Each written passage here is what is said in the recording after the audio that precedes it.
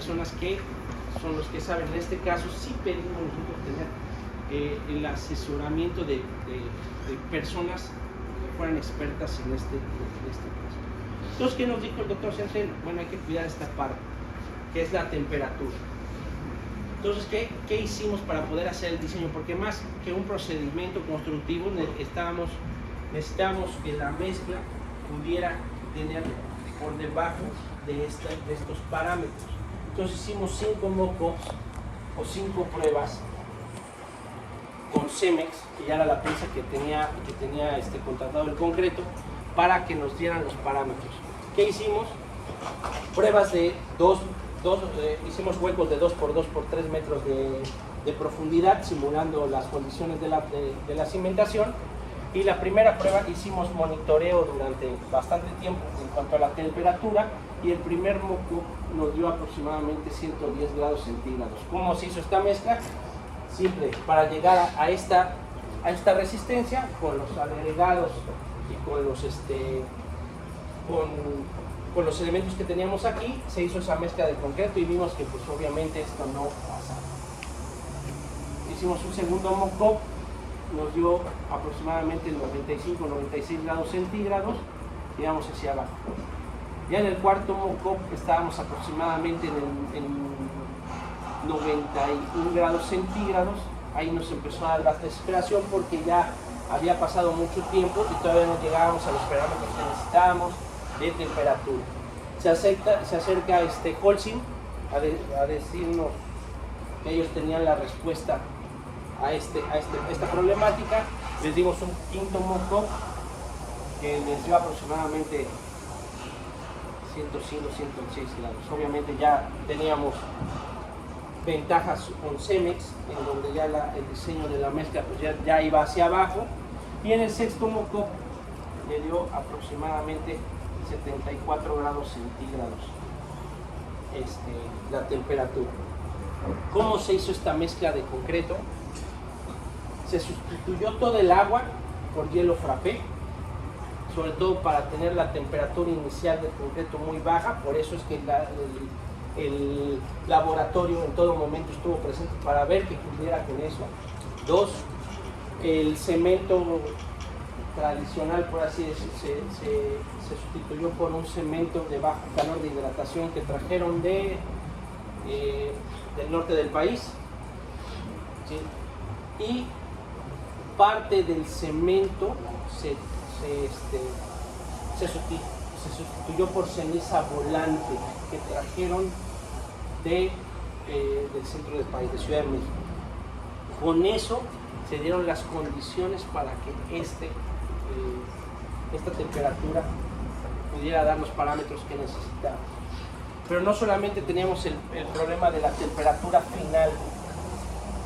Ya cuando nosotros en la cimentación dejamos termopares, dejamos sensores que nos pudieran medir la temperatura durante todo el proceso de fraguado del concreto, lo que nos dio aproximadamente 75 grados centígrados en el punto más alto, lo cual daba un check de que la cimentación había funcionado de manera correcta. Sin embargo, también había que cuidar otro parámetro que tenía que ver también con la temperatura.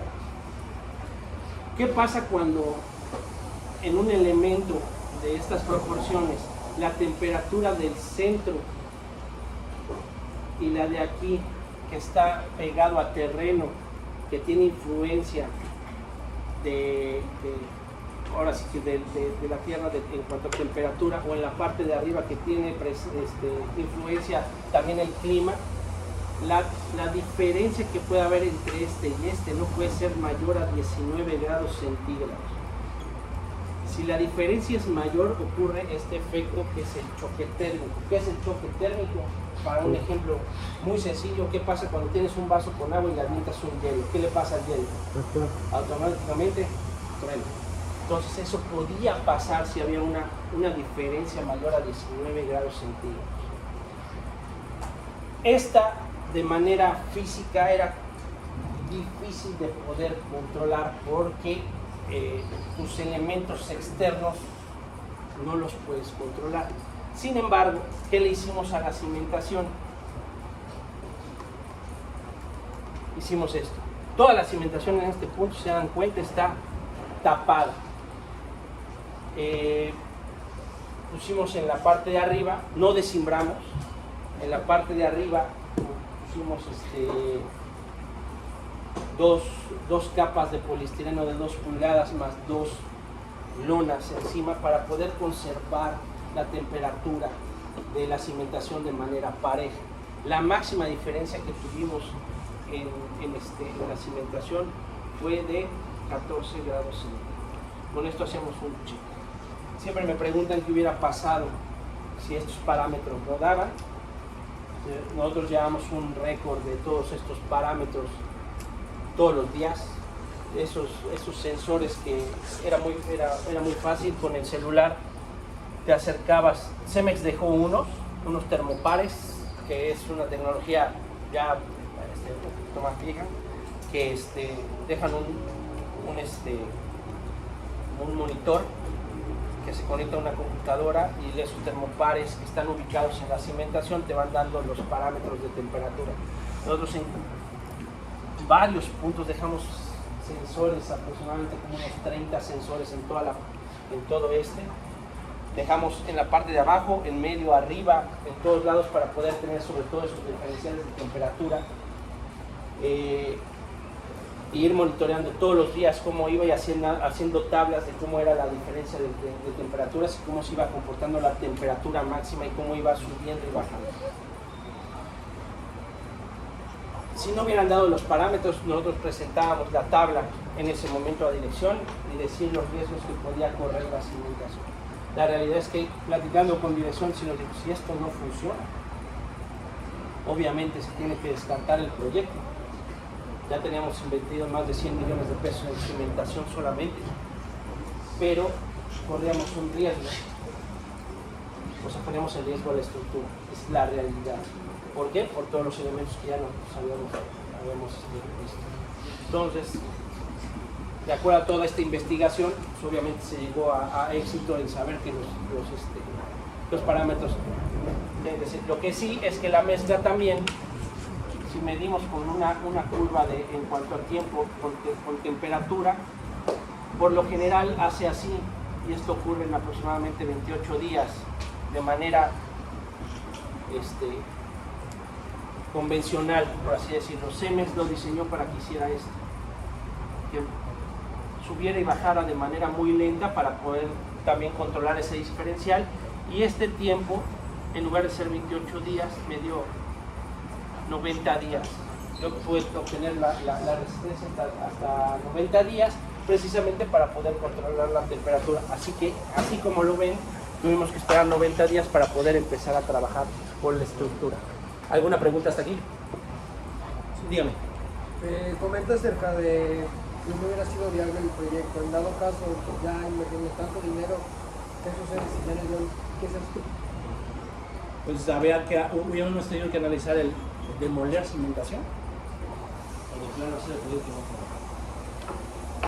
no. O sea, ese grado era de riesgo, porque obviamente había que cada uno de los elementos, era muy complicado, porque si hubiera sido uno de los elementos exteriores, así te puedo decir, se demuele ya, ¿no? de estos, que hubiera dado un parámetro malo, porque se actúan de manera independiente. El demoler eso hubiera sido cualquier cosa que se este elemento.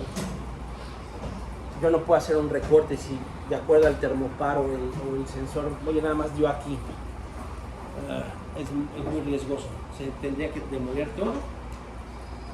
Yo creo que no se puede recuperar el acero por la densidad. Iba a costar el deshacerlo, a lo mejor otro tanto de lo que ya se había invertido, más volverlo a hacer. Se vuelve inviable.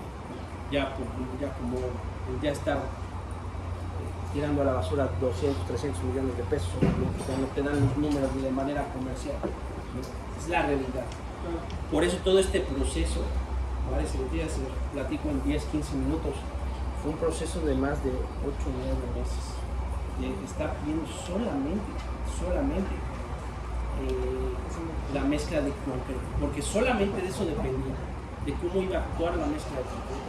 más ver toda la logística de cómo es la realidad. Pero pues dieron los parámetros, al final hicimos las suficientes pruebas como para estar viendo cómo íbamos a monitorear y qué es lo que iba a pasar con el cultivo.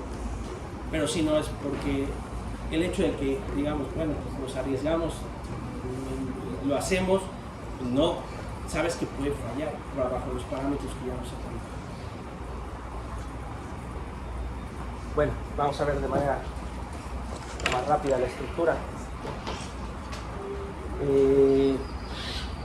La estructura obviamente tuvo que considerar las cargas muertas, cargas vivas, cargas accidentales, como cualquier estructura que se tenga que analizar. Hay un montón de códigos y referencias, no solamente nacionales sino internacionales, que se tuvieron que considerar para poder hacer el diseño estructural del edificio. Y hay unos que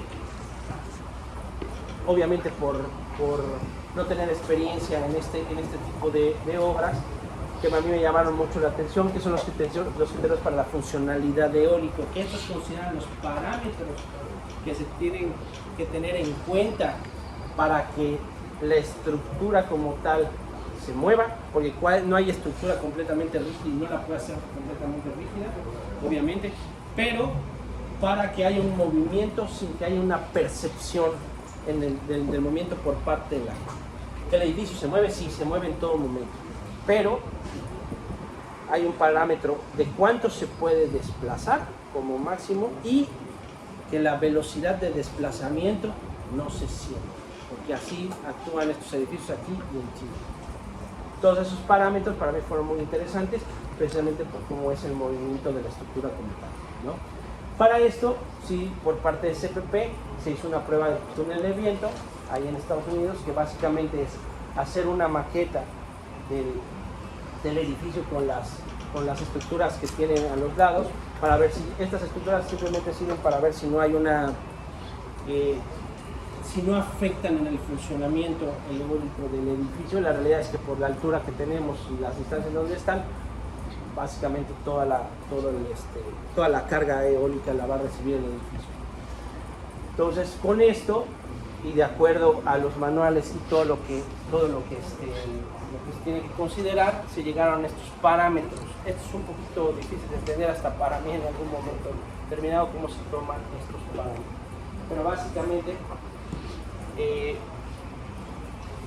toma un retorno a 50 años para la funcionalidad y un retorno a 700 años para la resistencia final. ¿Qué quiere decir esto? La funcionalidad, si ustedes se dan cuenta, durante todo el transcurso de un año, ¿cuántas veces puedes tener un huracán? Ni siquiera puede ser una vez al año. Es complicado que tengas un huracán una vez al año. Entonces tú tienes que lidiar de manera funcional con vientos que vas a tener durante todo el transcurso del año, ¿no? Entonces, y obviamente para la resistencia final ya tienes los parámetros que son los que puedan tener un huracán, ¿no? Entonces, si tú diseñas a resistencia final, quizás vas a tener elementos que no van a estar funcionando siempre y vas a tener mucha robustez en tu edificio. Por eso es mejor también considerar la funcionalidad. No sé si me explico, hasta aquí es un poquito difícil de entender. De acuerdo a esto, a esa funcionalidad, porque a lo mejor vamos a tener vientos aquí y lo que hemos notado, a lo mejor de 40, 50, 60, hasta 70 kilómetros por hora, que son los de todos los días, por así decirlo. Ya un parámetro de acuerdo a lo que pasa aquí, porque también eso es importante. La ventaja que tuvimos aquí diseñando con ARU es que ellos tienen acceso a la base de datos del National Hurricane Center y les pueden dar estos parámetros que muchas veces en las normas de aquí de México no dan, y se diseña en específico de acuerdo a los programas que tienen para los vientos que suceden en la zona, y no solamente en la zona sino en el punto en el que estás construyendo. Es muy importante. muy probablemente este edificio, si yo lo hago en progreso, los parámetros cambian en cuanto a tierra de viento. Entonces, esa ventaja que tuvimos con Arup es que dice, donde tú estás parado es donde estoy diseñando y lo que hace el actuar del viento en tu zona, en tu terreno, que parece una tontería, pero sí es importante por cómo se maneja, por cómo actúa el viento en esta zona. Entonces ya con esos parámetros hizo el diseño estructural y salieron estos componentes. Un núcleo, que es la parte del centro que les digo que es el core, contravientos y columnas de conexión, que están ubicados en ciertas partes del edificio, que ahorita se los explico, que son estos elementos, más todo el alrededor. Las columnas de gravedad, que prácticamente son las 4 que están en las esquinas, y el enmarcado de piso, que son las losas, que ya hacen el sistema completo de la estructura del edificio. Y de acuerdo a eso se hicieron varias opciones del sistema, tomando en consideración el peso del edificio, y estas son las opciones de estructuración. Aquí sí ya hay al fin y al cabo todas estas opciones eran viables, sin embargo también había que buscar la funcionalidad arquitectónica, porque hay ciertos elementos que pudieran también afectarte de manera arquitectónica. Por ejemplo, ya con esta opción ya había que hacer una modificación hasta dentro de los locales, entonces no es viable. La que más se apegó y que tuviera menos afectación también arquitectónica fue esta, que básicamente en 2 puntos dentro del edificio se tuvieron que sí atravesar unos outriggers o contravientos que pudieran hacer la conexión de la estructura exterior con el core, que es el que tiene la mayor resistencia al movimiento lateral, que son estas traves, por así decirlo, o outriggers, son los que van desde el nivel, por ejemplo, 22 al 25 y también en el 33 al 36. Ahí sí se tuvieron que hacer algunas adecuaciones que no afectaron en gran parte al tema arquitectónico. Y este es el actuar del edificio de acuerdo a la carga lateral. Si se dan cuenta, en el centro es donde recibe la mayor carga lateral y la que tiene más resistencia. Sin embargo, para que actúe como un solo elemento, están estas conexiones que hacen que el edificio se mueva de manera pareja, tanto en el interior como en el exterior. Y es lo que hace eficiente el edificio, ¿no? Y aquí, como ya procedimiento también constructivo, pues había que ver la mejor manera de poder construirlo. La única soldadura estructural, tuve mucha soldadura, pero estructural, que tenía que ver con el actuar del edificio, solamente fueron los empates entre columnas cada 17 metros. Para cada uno de esos empates tuve que hacer prueba de laboratorio. No me lo pide por norma, la norma pide creo que entre un 25-30% de pruebas de soldadura. Yo lo hice al 100% para no tener dudas de cómo estábamos haciendo la soldadura estructural. La ventaja de esto es que por este método, que es de tensión controlada, son conexiones atornilladas, es mucho más fácil también tener certeza de la buena calidad de esa conexión en los tornillos. Esto se hace a través de estos elementos, este tipo de máquina con este tipo de tornillo, que es control voltio. Para poder tener certeza de que el tornillo esté bien apretado, se utiliza esta herramienta, que ¿qué es lo que hace? Tiene un dado exterior que agarra la tuerca y un dado interior que agarra esta parte, esta piña, que así le llaman. Cuando llega al torque o al apriete que está contemplado, automáticamente esta pieza la quiebra, y con eso tenemos certeza de que la tuerca está perfectamente apretada al punto en el que debe de estar. Entonces ya nada más hay que hacer una inspección de manera visual. Cuando ya no existe esta pieza, es porque ya está perfectamente torqueada y tiene certeza de que sí ha apretado. Pero si todavía existe es porque no le han hecho el torque. Aquí vemos cómo ya fue los cisajes de cada una de estas piezas. Como les dije, en todo momento tuve que tener la topografía para poder tener certeza de cómo se iba haciendo, sobre todo porque había que ver en el punto en el que estaban ya poniendo la pieza y que estuvieran apretando cada una de las tuercas, ver que tuviera la verticalidad que debía tener la pieza y no tener ningún problema. Y de hecho, así, eso sí es por norma, los parámetros que tuvimos que tener de verticalidad. Ya vimos un poquito el proceso. Al principio teníamos grúas hidráulicas normales y aquí vemos cómo está el proceso de cada una de las soldadoras. Eso sí, sí se hizo una certificación de los soldadores para que tuviéramos certeza independientemente de hacer la prueba de soldadura correspondiente en cada una de las condiciones. Y aquí vemos cómo van quedando cada una de las otras. También para poder dejar esto en posición, tuvimos que tener mucho cuidado con la topografía para no tener ningún problema. Y esta estructura también, cabe aclarar que es una estructura híbrida. Cada una de las columnas del edificio están coladas con un mortero de 500 kilogramos por centímetro cuadrado, que ese también fue otro cantar en cuanto al diseño. Se hizo así, se diseñó como una estructura híbrida para no tener que hacer elementos de acero sumamente robustos. Entonces, tuvimos ahí un tema también con el colado específico de estas columnas, porque mis elementos eran de 17 metros, como les había comentado. ¿Qué pasa si yo hubiera colado así normal? Yo iba a tener el problema con un concreto convencional en cuanto al choque y el disgregado de la mezcla.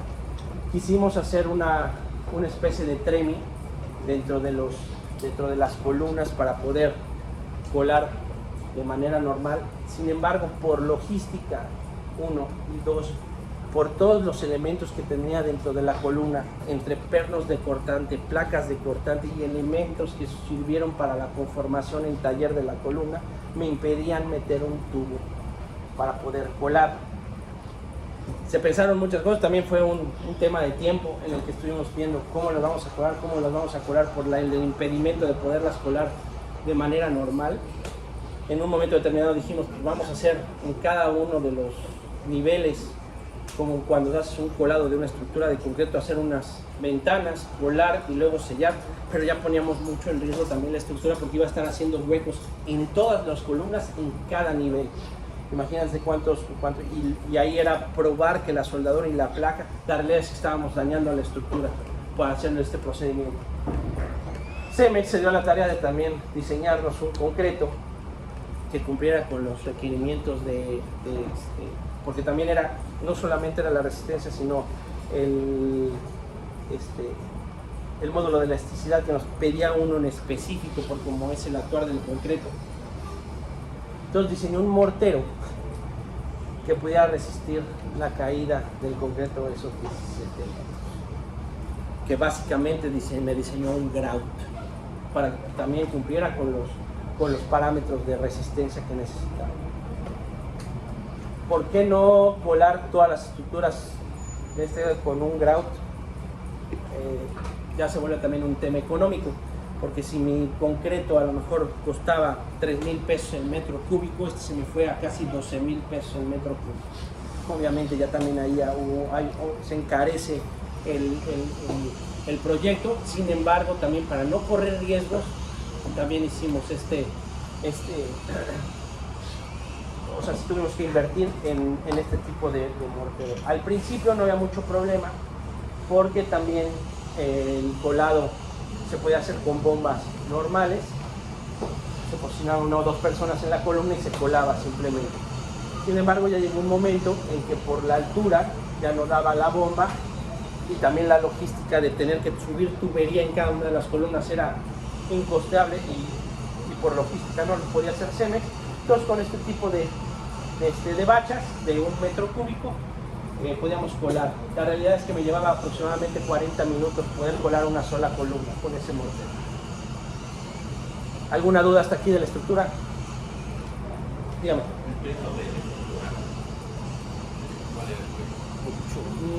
toneladas, 8,000 toneladas total, 8,000 toneladas total. Sí.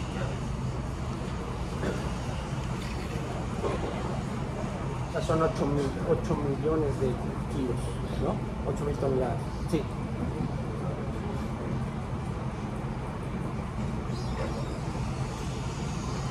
¿Algo más? Listo. Y pues aquí por último la cancelería, que es también otro de los elementos que tuvimos ahí interesantes para resolver acá. Tenemos tres tipos de sistemas de cristal, que son las puertas automáticas de cristal temprano de 10 milímetros comunes y corrientes, como cualquier otro edificio. Tenemos unas fachadas integrales con cristal insulado, ese es el sistema, es cristal insulado, ahorita les muestro cómo es. Unos para las fachadas integrales que están en el lobby, en el E5, y la otra, la fachada unitizada, que también es un cristal unitizado, pero con diferentes características de conformación del cristal. Esto es lo que es el cristal. Obviamente esto, tanto el cristal como el bastidor del cristal, se tuvo que hacer un análisis estructural para poder resistir los vientos que íbamos a tener aquí. Por eso CPP basó sus parámetros tanto a ARUC como a CDC, que fue el que diseñó el cristal, para poder soportar los vientos que vamos a tener aquí en la otra.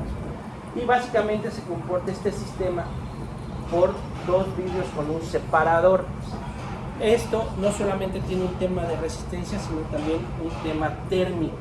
¿Qué es lo que hace? El cristal exterior tiene una capa dentro del cristal que es el Cool-Lite, es su nombre comercial, que hace que la reflexión del vidrio no sea una reflexión al 100% por el tema del sol.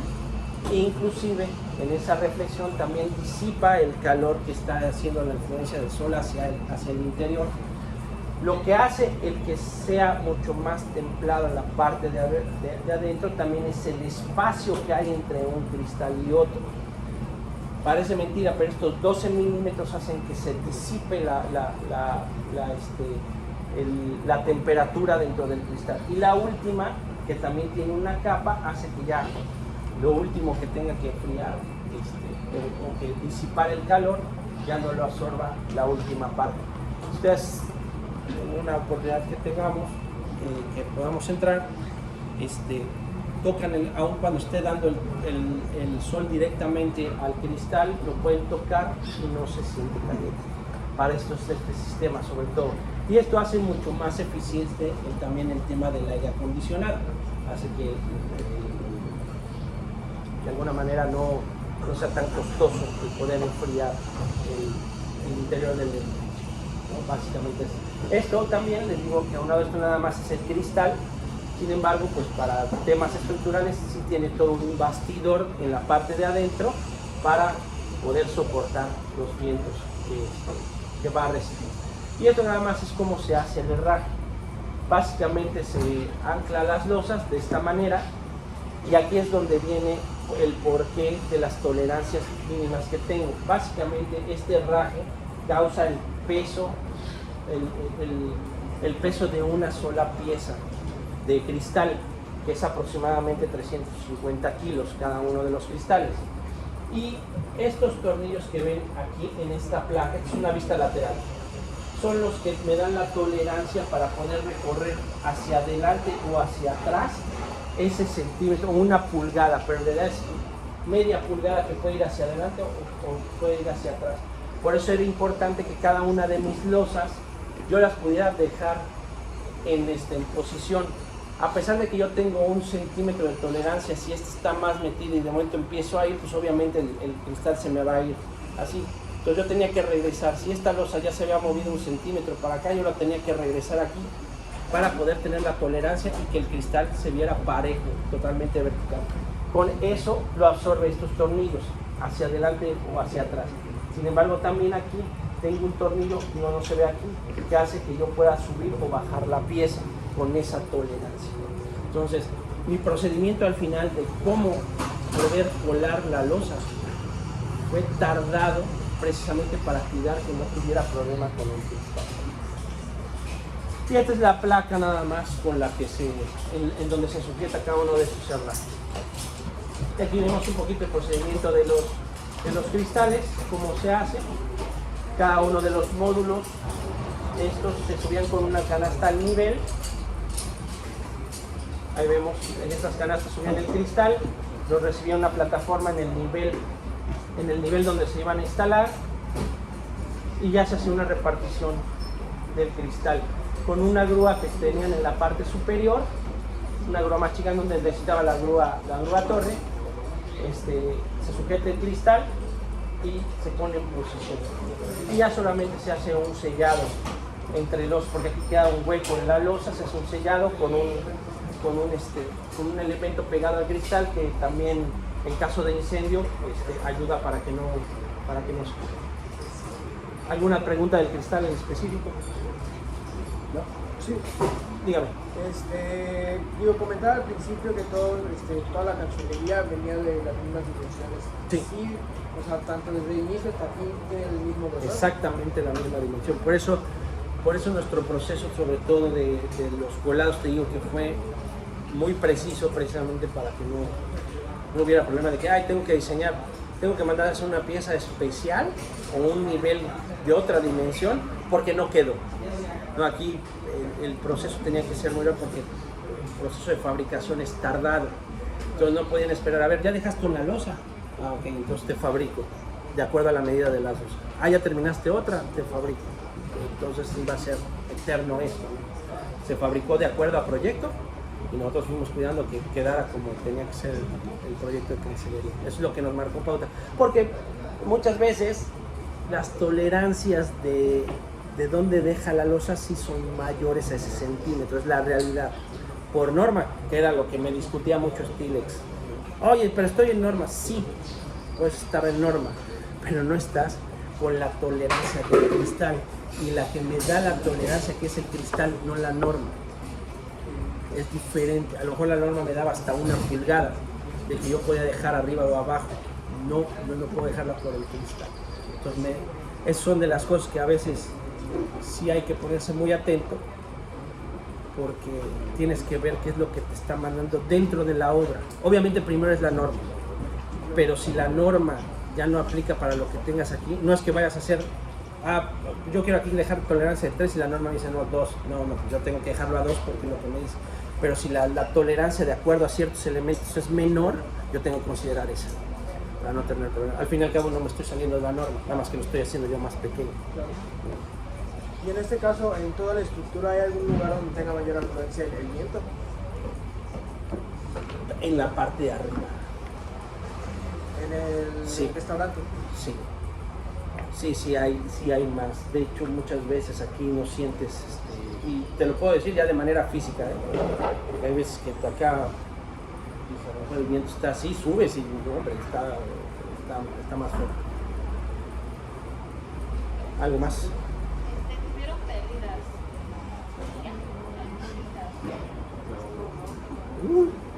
Muchos.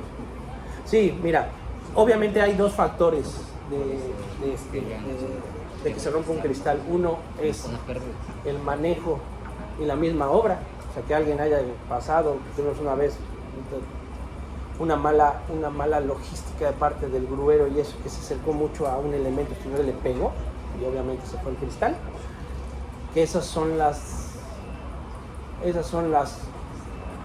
que menos preocupan, porque bueno, a alguien le va a costar, pero pues no hay tema. Y hay unas que sí son espontáneas, tal que sale de momento porque se rompe. Hay un porcentaje, el proceso de la fabricación del cristal es a través de ciertas aranas y ciertos químicos que hacen que se conforme, así se conforma el cristal. A presión se calienta y se conforma el cristal. El proceso de calidad en la fabricación del cristal tiene que ser muy preciso. Cualquier elemento que pueda alterar el cristal va a hacer que se te rompa. Pero pues ahí ya también estamos hablando de a nivel microscópico, por así decirlo. Entonces, en muchas ocasiones, por más que se cuide, pues sí hay elementos que se pueden introducir dentro de la fabricación que invariablemente en algún momento te van a afectar y van a hacer que truene el cristal. Sí ha pasado. Pero se considera un porcentaje del, creo que 3-4% que te puede romper.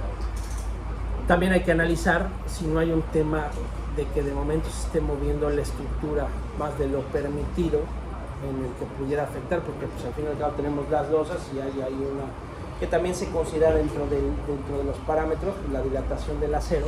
Ya ves que cuando hace calor, y es uno de los elementos que también tuvimos mucho problema, porque nosotros hacíamos nuestra topografía, por ejemplo en la mañana, a ver, hoy estás en posición, sí estoy en posición, luego la tomamos en la tarde, oye, dime si sigo estando en posición, no, ya tú estás fuera de posición, regresamos en la mañana, ya estás en posición, y pues es la influencia del calor en la estructura al final. Eso se dilata, se vuelve a contraer conforme va pasando el día. Entonces, pues sí, parece mentira, pero de momento ya tienes otros parámetros. Entonces tuvimos que ver si no había también eso, y no, la realidad es que está moviendo de manera normal y no está influenciado el que se vaya a un cristal por el tema estructural. Pero sí pasa, sí pasa. ¿Algo más? Sí, comentaba acerca de la dilatación del acero conforme el tiempo, pues no estabas en norma. Cuando sucedía eso, el proceso constructivo en el acero, ¿qué sucedía? Entonces, lo que hago es, o sea, sí nos dio trabajo al principio, obviamente, porque corrígelo. O sea, tomamos una medida en la mañana, en la tarde uno ya no está, regresa, porque eso es, por ejemplo, en las columnas, tomas la verticalidad, ves en dónde está y estás, y ellos anotan y te dan el parámetro en dónde estás. Después de un tiempo, de acuerdo a lo que iban a hacer, vuelves a tomar para ver si no se movió. Entonces me decían, no, ya te moviste, regresa, entonces la regresaban. Cuando tomábamos al otro día, oye, a ver, la regresaban, es que ya te bajaste otra vez, pues si ayer me dijiste que no está, sí, pero ya nos dimos cuenta de que era la dilatación que se estaba moviendo, entonces era fijar una hora. Vamos a tomar las medidas a tal hora siempre, porque es donde tiene que regresar el acero. Entonces ya tomábamos a cierta hora. Si al otro día a la misma hora ya se había movido, pues ya hubo una influencia diferente y también había parámetros para poder decir que solamente esa parte. Pero sí teníamos que hacer esa logística para no estar mueve y mueve la estructura. Era complicadísimo.